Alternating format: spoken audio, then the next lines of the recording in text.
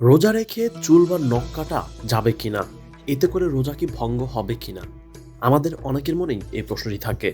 চলুন দেখে নেওয়া যাক রোজা রেখে আসলেও চুল বা নখ কাটা যাবে কিনা। রোজা রেখে চুল বা নখ কাটার বিষয়ে কোরআন ও সহিহ হাদিসে কোনো নিষেধাজ্ঞা নেই। এটি সম্পূর্ণরূপে বৈধ এবং এতে রোজার কোনো ক্ষতি হয় না। ইসলামের পরিচ্ছন্নতা খুবই গুরুত্বপূর্ণ।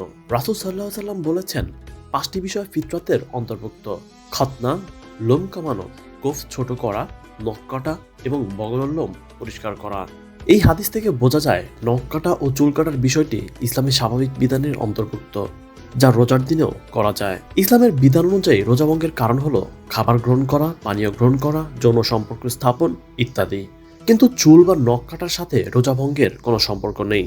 কিছু মানুষ মনে করেন যে রোজার মধ্যে চুল বা নখ কাটলে সোয়াব কমে যায় বা রোজার ক্ষতি হয়, কিন্তু এই ধারণার কোনো ভিত্তি নেই, বরং এটি একটি কুসংস্কার।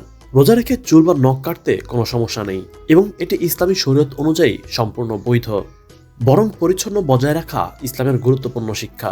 এমনই সব ভিডিও পেতে ফলো করে রাখুন আমাদের। এখন ফলো না করলে হয়তো পরবর্তীতে আমাদেরকে আর নাও পেতে পারেন।